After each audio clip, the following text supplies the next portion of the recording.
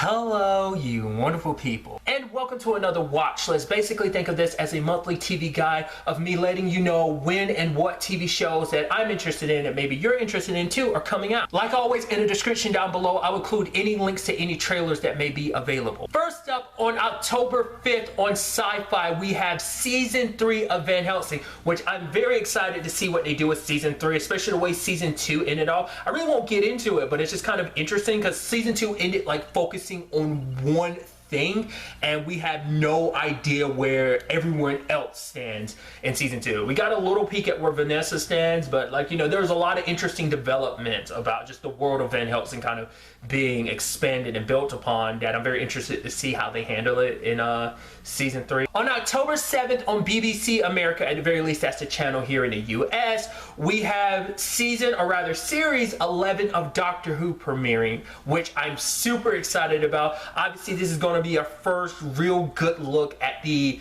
13th Doctor, played by Jodie Whittaker, and kind of getting to know what kind of Doctor she is. And so I'm very excited. At the time of recording this, there were some trailers that dropped more recently, but I haven't seen anything. I've only seen like the first trailers and the teasers. So, but that was introducing us to, at the very least, 3 companions we'll be getting this season/series, which is interesting because it's been a while since you've had that many kind of running around. So I think it's actually going to be more potentially, but I think it is just purely 3. So I'm very curious to see. I've said this before, and maybe it's just my imagination. I feel like this season, or rather series, seems like it's brighter, but maybe that's my imagination. Also on that same day on AMC, we have the Season 9 premiere of The Walking Dead. So a lot of stuff went down last season. Obviously not going to talk any spoilers, but it's going to be very interesting to see what went down last season, how that translates over to this season. Obviously there's actually been a lot of big news about this season too. I won't go into it if you've avoided it, but it's kind of like a pretty big thing. I kind of wish I didn't know going into the season.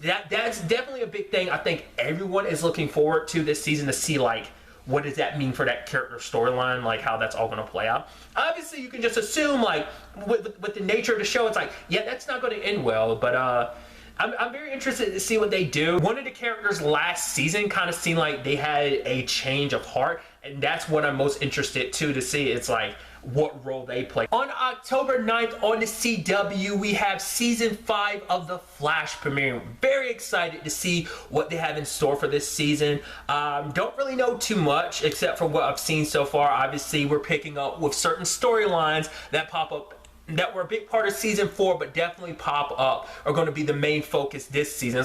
Very glued to this season to find out, like, what this, you know, new character that's kind of showing up in the show, what their storyline ends up being, what their whole deal is, why they're here in the first place, as well as finding out who this new villain is and what this just means for Team Flash in general. And also on that same day, also on the CW, we have Season 2 of Black Lightning. I'm very excited to see what they have in store for Season 2. A lot of stuff was resolved in Season 1, but there's still a lot left open too. So I'm curious to see what goes down, especially for Jeff and his daughters, like their storylines this season, is especially Jennifer, especially everything she kind of went through, but definitely Anissa, as like, because Anissa kind of grew into her own, like, she found her own path in Season 1. I'm curious to see, is Jennifer going to find her own, like, because she made it clear how she felt about everything in Season 1, so I'm curious to see what that means going forward. I mean, them as a family, it seems like, you know, at the end of Season 1 they've come together, like they're kind of firing on all cylinders, but we're going to see in Season 2 whether or not that kind of continues, like what challenges they face. I'm very excited. On October 10th, also on the CW, we have Season 3 premiere of Riverdale. Very excited. Riverdale is a show I love because there's always twists and turns, and I'm so curious to see what they do this season, because like a lot of their storylines end up getting resolved, but at the same time there's also loose enough threads, especially just everything. All I can say is the Lodge stuff is what's got me so interested, especially with our heroes at the center, because every season brings new challenges that kind of like, not necessarily destroy, it definitely comes close to breaking the bonds that our main crew has built, but also like these big mysteries about the town, as well as stuff that's definitely going to be happening towards the Coopers in particular, like Betty's mom, Alice, like what's going to happen in that regard, what's happening with Archie this season, especially the way season 2 ended off with his story, especially all the things he went through. Also curious, like what about Jughead, like where he stands right now. Then Veronica with everything that's going on with her family. Like I said, probably one of the things I'm looking forward to the most. On October 11th, also on the CW, because there's a lot of CW stuff on this. I should have said that ahead of time. We have the season 14 premiere of Supernatural. Very excited to see what they have in store this season because of, yet again, big cliffhanger at the end of season 13, which Supernatural always kind of has like pretty big cliffhangers anyway, but I'm very interested about this one because it's definitely something that's going to test the brothers' relationship even more so than before. I mean, there's been a lot of tests, so I'm also curious to see like what role Jack plays this season, especially with what's going on with Sam and Dean. Like I said, I'm not trying to get too much into it, but what's happening with Dean, what does that mean for everyone, especially a certain group of angels who are holding on by a thread. Then there's that whole other reality thing, like, well, those two problems are kind of connected, obviously not talking specifics, but it's like how is that all going to get resolved this season? I am very interested to see how. On October 12th on NBC, we have the season 4 premiere of Blindspot. Very excited for that as well because season 3 hit us with a nice twist when it comes to Jane's story. It's a twist I feel like I'm surprised is happening at this point. It's something I kind of probably would have expected to happen sooner, but I don't care. I'm very interested to see what that means going forward. It's definitely going to be an interesting dynamic like we've never seen before because it's going to be a Jane that we've never seen before. It's a Jane that we've seen bits and pieces here and there, but now we're going to get that character in this particular form so much more. I know I'm talking around in circles, but I'm so interested to see what they have in store for us this season with all of that. On October 14th on the CW, yes, we're back to the CW. We had the season 4 premiere of Supergirl, which I'm very excited to see. Honestly, I've not seen a lot of this season. I saw bits and pieces. Most of the trailer I saw was mainly a recap of season 3 with some new stuff sprinkled in there. Obviously, the team dynamic at the DEO is going to be very different. Obviously there's been some changes, and also what's going to happen with Kara this season, because there was a thing that happened at the end of season 3 which we're like, how is that going to tie in? Ultimately we'll kind of have to wait and see what this season has in store for Supergirl. Also on that same day on the CW, we have the Charmed reboot, which I'm very interested in. If you don't know, and I've talked about this before, I am a big fan of the original show Charmed, so I'm curious to see what the show's all about. I talked about this too when the trailer dropped. They are doing an interesting thing because there's a whole Prue storyline that's not going to happen in this, where it's like, instead of it being 3 sisters and then Prue dies and eventually they meet their half-sister Paige, it's like we're kind of skipping that, where it's just 2 sisters and they meet their half-sister. It's something I thought was kind of an interesting element because that was kind of like a storyline thing. To be fair, that wasn't something they initially set out for. It's just kind of how things played out, you know. So on October 15th, also on the CW, we have season 7 of Arrow premiering, which I'm very interested in. Obviously season 6 put Oliver in a very interesting situation, and that's probably the biggest thing I'm curious about this season is like, what does that mean for Oliver? Like, what his status is with Green Arrow in particular. Like, season 6 was kind of rough for him, but it feels like it's going to be even rougher this season with his current situation, and what does that mean for the rest of the team?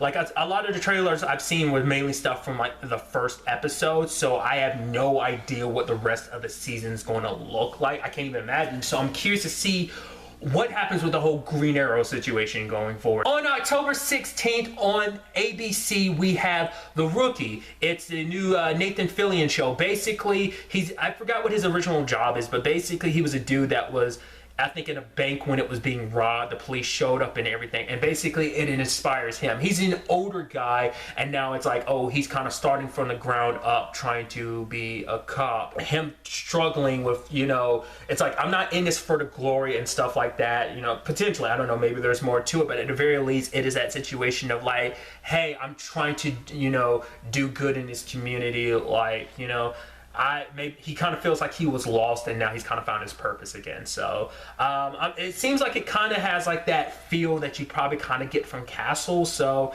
if you're kind of looking for something in that similar vein, suggesting that show. So not saying it's going to be exactly like Castle, but the fact of the matter is probably a lot of the same people behind Castle might be behind this too. So I'm assuming, I actually don't know. So. And on October 19th on Netflix, we have season 3 of Daredevil. Super excited for this, because I talked about this when the date announcement trailer dropped. I had no idea it was going to come out this soon. I was expecting maybe November, maybe December. I was more so pushing November. I'm excited to see what this season has in store for us. At the time of me recording this, like, no official trailer has dropped, but a little bit has dropped here and there. Obviously this is picking up after Defenders, so Matt's situation ended up being what it is at the end of that. So what does that mean for him and Electro? Where did they end up potentially, which is kind of spoilers. Me saying where did they end up is kind of spoilers for Defenders. On October 22nd on the CW, we have Legends of Tomorrow season 4.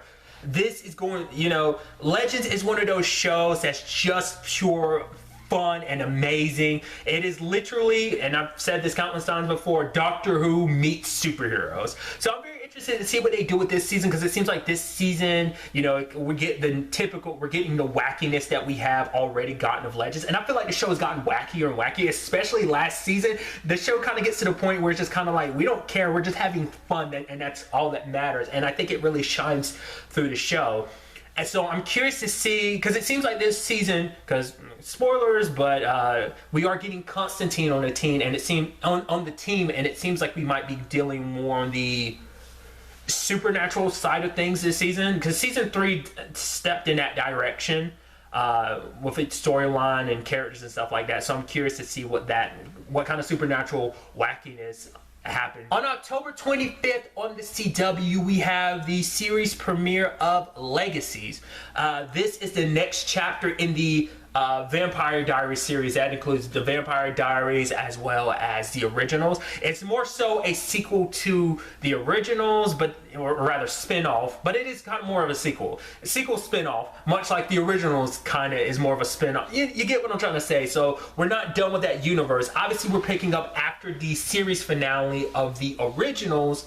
And it's definitely going to be interesting because we're picking up with Hope. Like, obviously I won't go into spoilers if you haven't seen the final season of the originals, but obviously a lot of stuff happened to her in the final season that she's dealing with. It's not like, oh, the ending was the ending. It's like, no, like, obviously there's ramifications, like, for her specifically, but also everything that happened to her in the final season. It's just a lot. Yeah, it seems like we're kind of getting like a younger generation type of thing, because like obviously she's going back to school, and the school is run by Alaric. I'm curious, will we see any Caroline or not? Maybe a little here and there. Also, what about the rest of the Michelson family after the events of the originals? Might see some pop-ins here and there, but probably not too much, because from this point on it's mainly Hope's story. On October 26th on Netflix, we have the premiere of The Chilling Adventures of Sabrina. Now this is something I talked about a while back. This is kind of, obviously it's from some of the producers or whatever behind Riverdale, but basically, because it's something I didn't know, is that Sabrina actually falls under the whole Archie Comics thing. She's part of that world, just like Josie and the Pussycats are, for example. Basically, this isn't like a reboot of like, oh, Sabrina the Teenage Witch. This is actually based on a series of comic books called The Chilling Adventures of Sabrina. Basically, it's a horror Sabrina the Witch comic book series. So that in itself is like, ooh, whoa. Because obviously we've already seen what Riverdale has done for Archie comic characters, which I've talked about. Like, I really liked what, like, you know, Riverdale has done. So I'm very interested to see what this show does for Sabrina. Like, you know, like I said, even just from like the teaser that we've seen, because at the time of recording this, like, an official trailer hasn't dropped yet for it, but it definitely has like that very dark and spooky vibe to it. Also on that same day on NBC, we have season 2 of Midnight Texas, which, if you've not seen season 1, I highly recommend you change that. It's a very good show. Basically, this dude Manny, who has the power to see ghosts, comes to a town called Midnight. It's actually, I think I talked about this before during season 1 premiere. This is actually based on a book by the author who wrote the Sookie Stackhouse books, the books that True Blood was based on. So to me, that's pretty cool. Essentially, it's like this supernatural town filled with supernatural people, but basically this town ends up being the centerfold for a lot of supernatural stuff. It seems like everything was potentially resolved in season 1, but there are some things kind of left being like, okay, so what do you have in store for us in season 2? Especially, it seems like things are kind of changing in midnight. And on October 28th on Showtime, we had the season 6 premiere of Ray Donovan. Very excited. The Donovan family will not be the same after the events of season 5, which season 5 like messed me up because it's like I wasn't expecting them to do what they did, and I'm so curious to see how the Donovans handle that going forward. The family's kind of broken in many different regards, especially the whole situation with Ray and Mickey, and just because Ray's dealing with so much, like his whole situation with his kids right now, just his family at large, his brothers, like there is a lot going on right now for Ray, and I'm curious to see how he ends up handling it all. I mean, it's enough to kind of break anybody, so I'm curious to see what the storyline is, because I haven't seen any trailers for this at all. To be fair, I haven't looked for any, so I don't know if there's actually any out yet for it. So, and that brings this month's watch list to an end. Like always, if there's something that you're aware of that's coming out that maybe I wasn't aware of, that you think maybe me or someone else might be interested in, don't be afraid to leave it in the comments down below. But really, that's all I wanted to talk about. So the next time we meet, be happy, be safe, live life to the fullest, and enjoy it. Good day and good